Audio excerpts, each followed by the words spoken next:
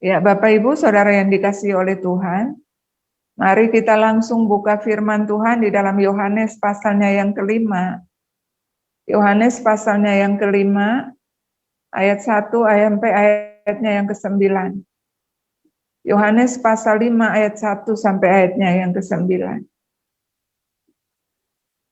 Sudah semuanya? Yohanes pasal 5 ayat 1 sampai ayatnya yang ke-9, demikian firman Tuhan. Penyembuhan pada hari Sabat di kolam Betesda. Sesudah itu ada hari raya orang Yahudi dan Yesus berangkat ke Yerusalem. Di Yerusalem dekat pintu gerbang domba ada sebuah kolam yang dalam bahasa Ibrani disebut Betesda. Ada 5 serambi. Dan di serambi-serambi itu berbaring sejumlah besar orang sakit, orang-orang buta, orang timpang dan orang lumpuh yang menantikan goncangan air kolam itu. Sebab sewaktu-waktu turun malaikat Tuhan ke kolam itu dan menggoncangkan air itu. Barang siapa yang terdahulu masuk ke dalamnya sesudah goncangan air itu menjadi sembuh, apapun juga penyakitnya. Di situ ada seorang yang sudah 38 tahun lamanya sakit. Ketika Yesus melihat orang itu berbaring di situ, dan karena ia tahu bahwa ia telah lama dalam keadaan itu, berkatalah ia kepadanya, "Maukah engkau sembuh?" Jawab orang sakit itu kepadanya, "Tuhan, tidak ada orang yang menurunkan aku ke dalam kolam itu apabila airnya mulai goncang. Dan sementara aku menuju ke kolam itu, orang lain sudah turun mendahului aku." Kata Yesus kepadanya, "Bangunlah, angkatlah tilammu dan berjalanlah."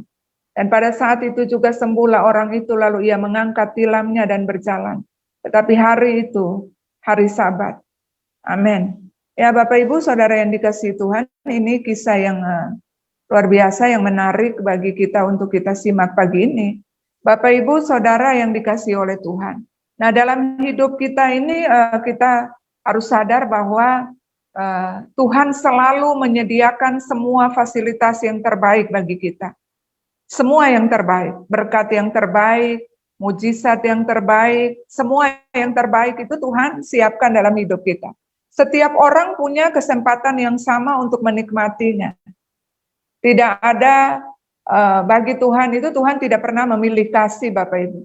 Tidak ada anak emas, tidak ada anak perak, atau tidak ada anak perunggu. Semua orang sama di hadapan Tuhan.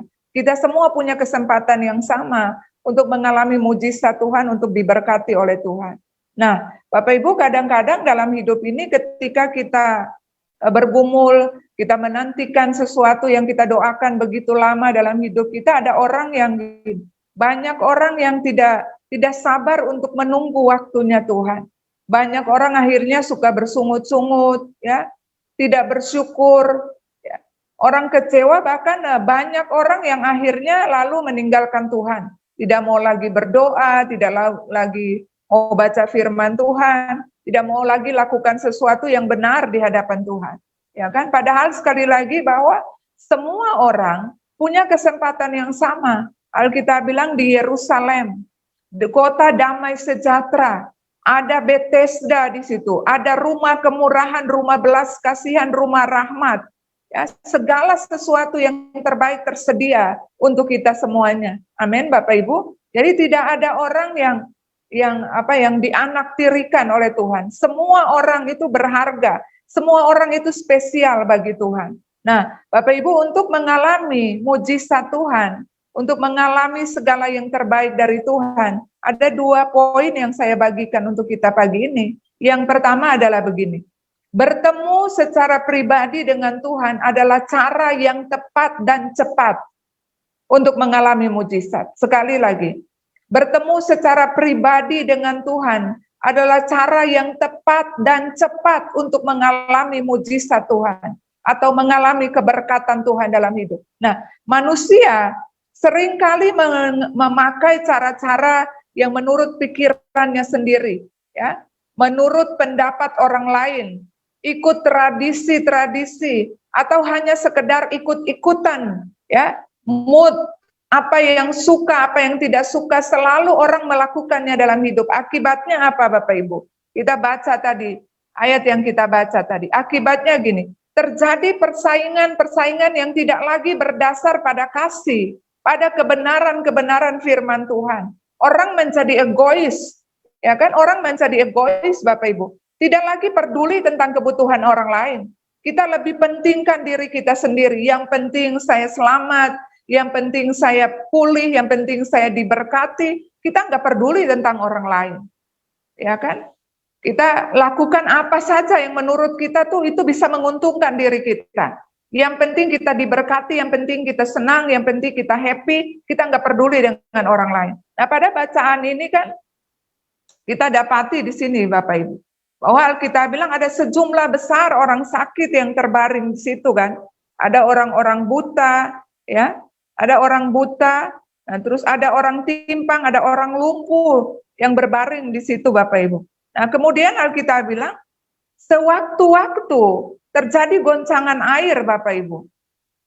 Dan mujizat akan terjadi, kesembuhan akan terjadi kalau orang yang terdahulu sampai di kolam itu. Bayangkan Bapak Ibu, coba kita bayangkan imajinasi gini, ada di situ orang buta, orang timpang, orang lumpuh.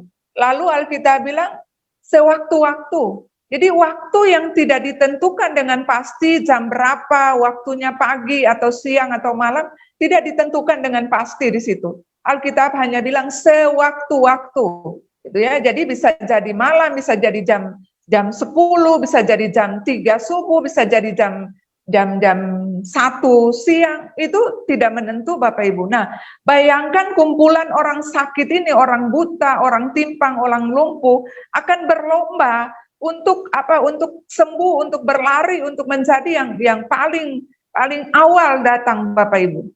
Nah, bayangkan Bapak Ibu ketika ini terjadi, maka orang akan tidak lagi apa yang tadi saya bilang. Orang tidak lagi akan peduli dengan orang lain. Karena itu, kebutuhan akan mujizat Tuhan itu, orang akan berlomba untuk jadi yang terdahulu Bapak Ibu. Karena Alkitab bilang siapa yang terdahulu sampai dia yang akan sembuh. Benar kan Bapak Ibu kan?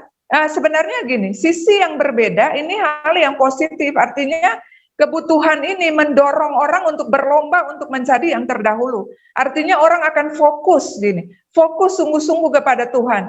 Mereka nggak peduli situasinya bagaimana, kondisinya bagaimana, tapi mereka fokus untuk mencari kesembuhan, fokus untuk berkat. Nah Bapak Ibu, sementara sekali lagi di sisi yang berbeda, ini akan menimbulkan egois di dalam kehidupan kita. Ya, kita nggak peduli. Bayangkan Bapak Ibu pasti akan terjadi begini.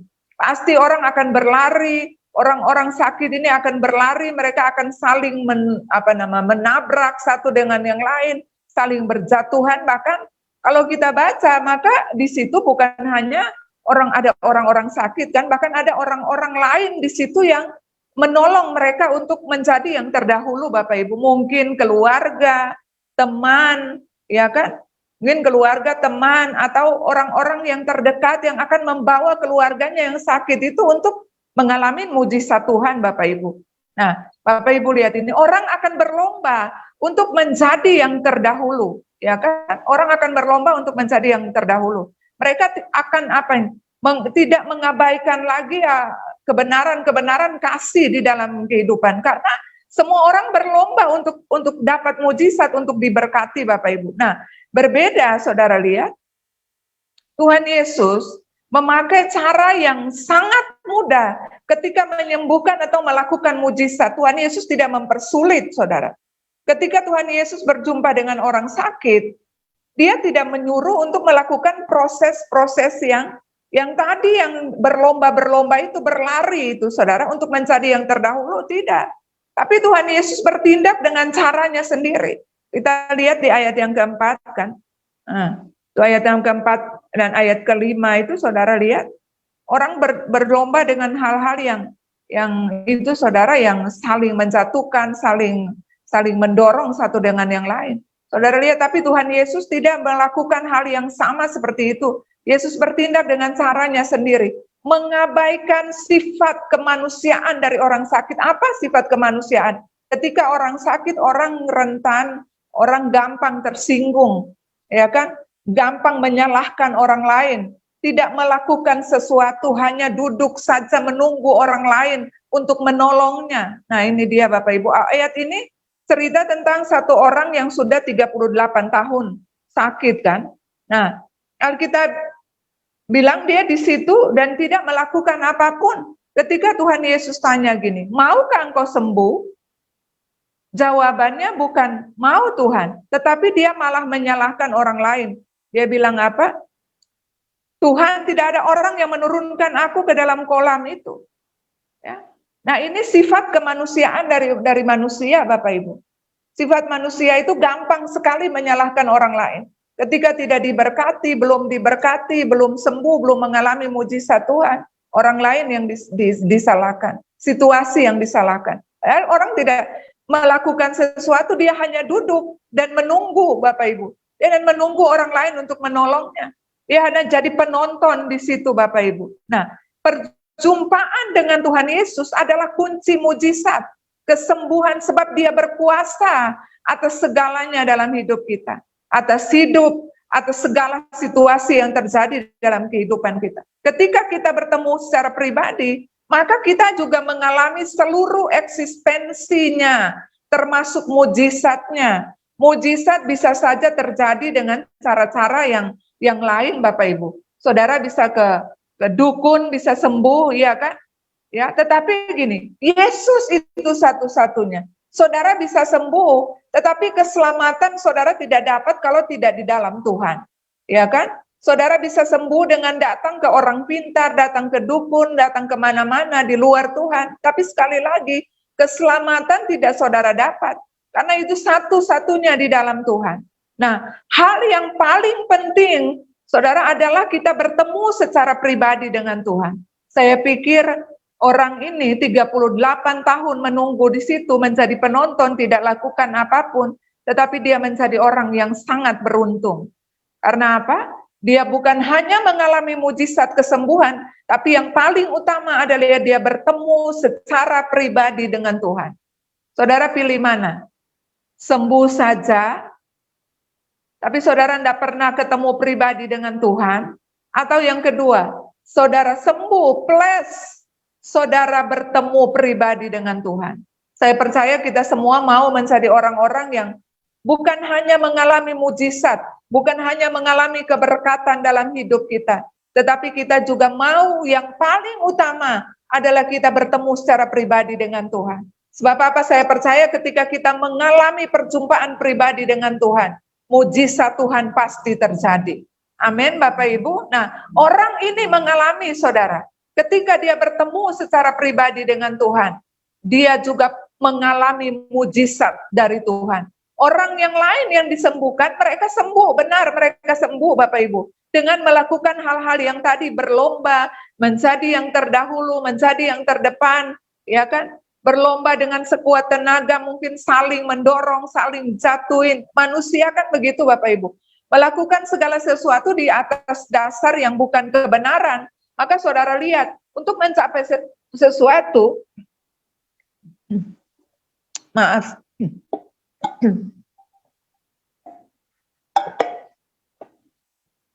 untuk mencapai sesuatu, orang akan saling mendorong. Ya kan? Di luar Tuhan orang akan saling mendorong, orang akan saling menjatuhkan, saling menjelekan satu dengan yang lain. Itu yang kita temui dalam hari-hari kehidupan kita kan? Kenyataan yang kita temui dalam kehidupan kita gitu Bapak Ibu. Tapi lihat, cara Tuhan Yesus itu sangat luar biasa. Tuhan tidak memakai cara-cara manusia. Dia punya cara dan waktu yang tersendiri Bapak Ibu. Yang tidak bisa diintervensi oleh manusia oleh siapapun. Tuhan punya cara yang tepat untuk menolong kita. Waktunya adalah waktu yang terbaik bagi kita. Nah Bapak Ibu Saudara yang dikasihi Tuhan, hal yang paling penting, yang pertama dan terutama dalam kehidupan kita adalah bertemu secara pribadi dengan Tuhan. Sekali lagi ketika kita bertemu secara pribadi dengan Tuhan, maka mujizat Tuhan terjadi dalam kehidupan kita. Nah, poin yang kedua adalah ini. Waktu adalah jembatan kesabaran atau ketaatan yang Tuhan pakai untuk kita mengalami mujizat yang luar biasa dari Tuhan. Nah, kadang-kadang di sini kita banyak sekali saudara mundur di sini. Banyak kali kita kalah di proses waktu. 38 tahun ada di kondisi sakit itu bukan waktu yang singkat, bukan waktu yang mudah. Benar nggak Bapak Ibu? Bukan waktu yang mudah Bapak Ibu. Kita aja sakit sehari 2 hari aja sudah kalang kabut Bapak Ibu ya. Udah kalang kabut ya, udah nggak tahan. Ini Alkitab bilang orang ini sudah 38 tahun sakit. Bapak Ibu lihatin. Tapi ini saudara lihat, sekali lagi, waktu adalah jembatan kesabaran dan ketaatan untuk Tuhan melakukan mujizat dalam kehidupan kita.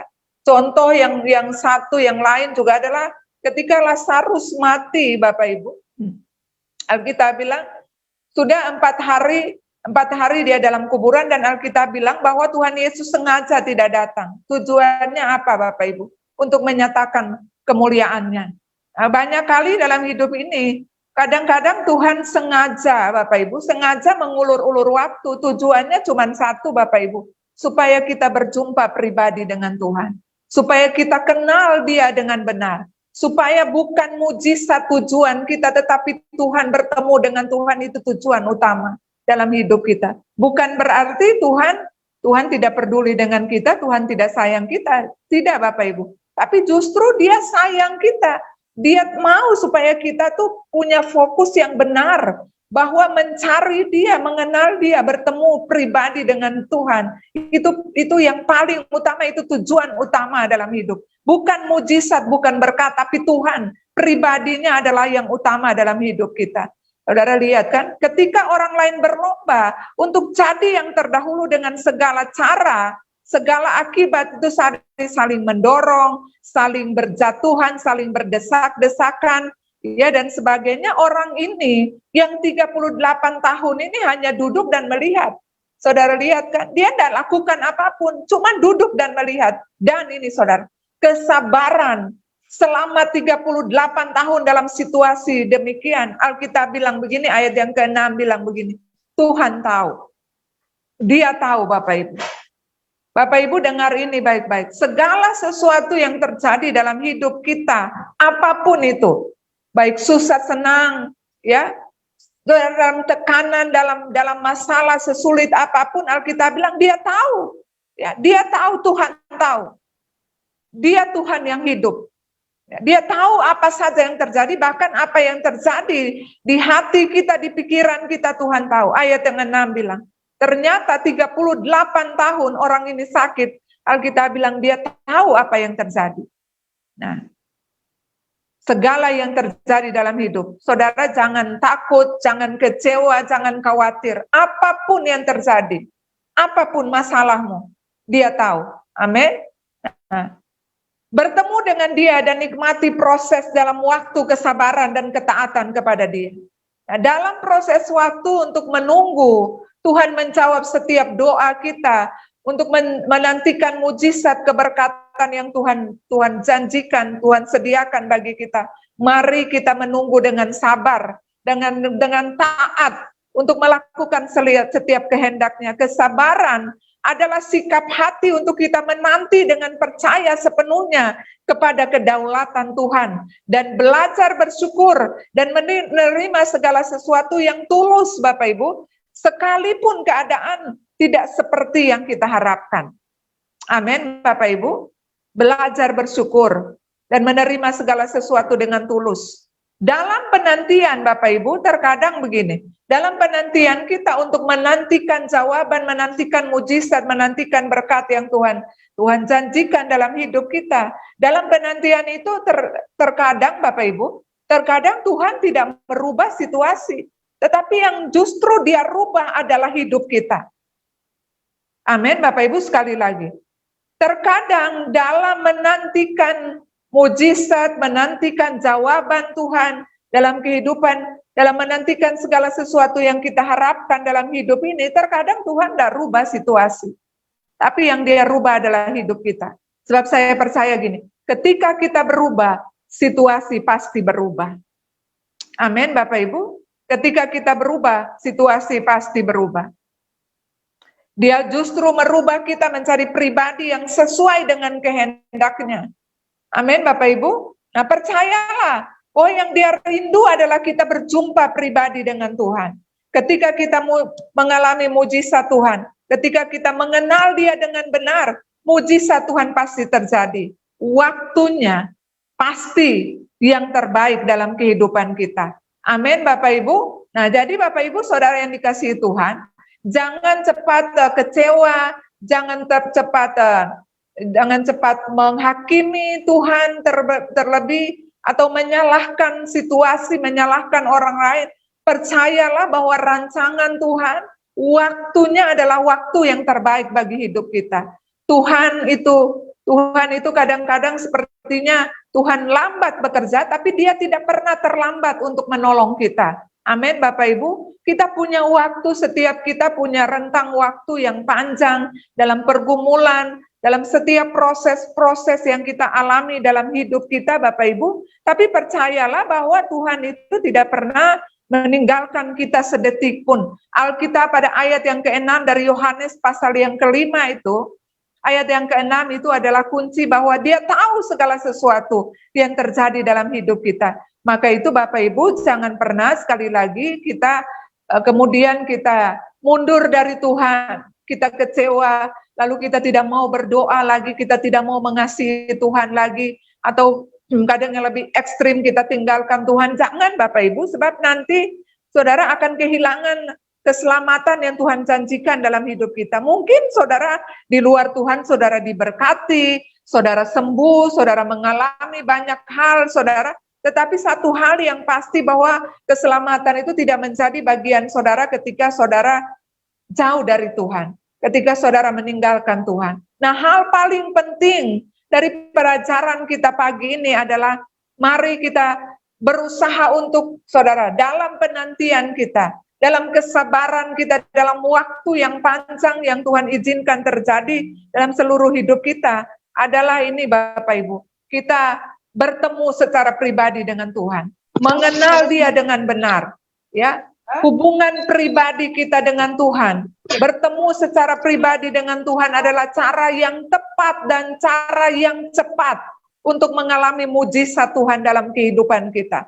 Amin Bapak Ibu. Sekali lagi jangan kita memakai cara-cara dunia, jangan memakai cara-cara pikiran-pikiran manusia kita, tetapi mari kita berserah penuh kepada Tuhan.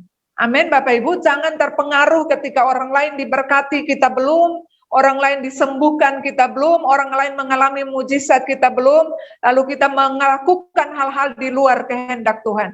Tapi percayalah, kita tetap pegang teguh janji Tuhan, tetap menantikan Tuhan, tetap menantikan jawaban dari Tuhan yang terjadi dalam kehidupan kita. Sebab sekali lagi Dia tahu yang terbaik, waktunya pasti yang terbaik dalam hidup kita. Ketika Dia bertindak, Dia melakukan mujizat Tuhan, saya percaya itu waktunya kita mengalami Dia.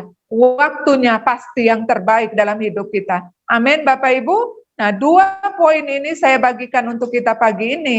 Saya percaya sebenarnya banyak hal yang kita bisa dapat dalam ayat ini Bapak Ibu ya. Saya berdoa supaya Bapak Ibu terus belajar untuk mengerti apa yang Tuhan mau secara pribadi bagi Bapak Ibu semua. Saya percaya bahwa Roh Kudus yang akan menuntun kita mengartikan lebih jauh, lebih dalam sesuai dengan kebutuhan kita masing-masing, apa yang kita perlukan, baik itu kesembuhan, mujizat, pemulihan keluarga, pemulihan ekonomi, atau apa saja yang saudara lagi bergumul dalam kehidupan saudara. Ketika 2 hal ini kita lakukan dalam hidup, maka saya percaya mujizat akan terjadi, dan terlebih dari semuanya, Tuhan Yesus menjadi bagian yang paling utama dalam kehidupan kita. Ketika kita mendapatkan Tuhan sebagai sumber segalanya dalam hidup kita, maka kita juga pasti menemukan mujizat Tuhan, mendapatkan mujizat, kita pasti diberkati oleh Tuhan. Sebab sumbernya ada pada kita, yaitu Tuhan Yesus sendiri. Amin Bapak Ibu. Tuhan memberkati kita semua pagi ini, dan saya percaya firman Tuhan ini memberkati kita semua akan terus belajar untuk mengerti firman Tuhan, belajar sungguh-sungguh untuk apa yang terbaik yang kita perlukan dalam hidup ini. Bahwa mujizat itu adalah bagian dari kita mendapatkan Tuhan yang terutama dalam kehidupan kita. Amin, Tuhan memberkati kita semua. Mari kita berdoa Bapak Ibu. Mari kita berdoa. Bapa yang baik, kami bersyukur untuk pagi ini. Terima kasih untuk firman yang telah kami dengar pagi ini. Kami berdoa Tuhan, ajar kami untuk kami sungguh-sungguh untuk datang kepada Tuhan. Semua yang kami perlukan dalam hidup kami, semua kebutuhan-kebutuhan kami percaya Tuhan tahu. Seperti firman-Mu mengajarkan kami tadi. Kami telah baca dan kami renungkan firman Tuhan. Oh, segala sesuatu yang terjadi dalam hidup kami Tuhan tahu. Bahkan apa yang menjadi keluhan-keluhan kami pun, sakit kami, persoalan-persoalan kami, pergumulan-pergumulan hidup kami Tuhan tahu. Berapa lama, berapa panjang Tuhan tahu. Dan kami serahkan semuanya kepada Tuhan. Ajar kami untuk fokus kami kepada Tuhan, bukan pada hal-hal yang lain. Karena kami percaya ketika kami bertemu secara pribadi dengan Engkau, mujizat Tuhan pasti terjadi. Bertemu dengan Engkau adalah cara yang tepat dan cara yang cepat untuk mengalami mujizat Tuhan. Tuhan ajar kami Tuhan untuk fokuskan seluruh hidup kami hanya untuk mengenal pribadi Tuhan, bertemu secara pribadi dengan Tuhan pagi ini. Berkati setiap anak-anak-Mu yang hadir pagi ini Tuhan, yang mendengarkan firman Tuhan tanpa terkecuali dalam setiap pergumulan-pergumulan hidup mereka. Baik sakit, penyakit, pergumulan rumah tangga, pergumulan hubungan mereka satu dengan yang lain, bahkan ada yang mencari pekerjaan. Apapun persoalannya, kami berdoa, kami serahkan semua kepada Tuhan. Bahkan kami tahu sebelum kami bicara, kami berdoa, Tuhan sudah tahu semuanya. Tapi itu ajar kami Tuhan dalam rentang waktu kami menantikan mujizat, jawaban Tuhan, biarlah kami diberikan kesabaran, hati yang tulus, ketaatan. Bahkan kami punya hati yang selalu bersyukur kepada Tuhan. Sebab kami percaya bahwa janji Tuhan itu tidak pernah gagal dalam hidup kami. Kami tidak memakai cara-cara dunia, tapi kami tetap menantikan Tuhan dengan tulus hati, dengan ketekunan, sehingga pada akhirnya kami akan mencapai mujizat Tuhan terjadi dalam kehidupan setiap kami. Tidak ada satupun dari kami yang terlewati oleh firman Tuhan pagi ini Tuhan. Dalam nama Tuhan Yesus, kami tidak hanya berlomba untuk mencari terdahulu dalam mencapai mujizat Tuhan, tapi kami juga berlomba untuk mencari terdahulu yang kami menjumpai Tuhan secara pribadi dalam kehidupan kami Tuhan. Terima kasih, berkati kami semua dengan nama kami masing-masing tanpa terkecuali dimanapun kami ada. Kami percaya Roh Kudus sanggup menjamah hidup kami. Kesembuhan terjadi, pemulihan terjadi atas setiap kami. Setiap doa-doa kami dijawab oleh Tuhan pagi ini tanpa terkecuali. Terima kasih Bapa yang baik, terima kasih Tuhan Yesus. Kami berdoa dan kami mengucap syukur di dalam nama Tuhan Yesus. Haleluya, haleluya. Amin, amin. Saya kembalikan kepada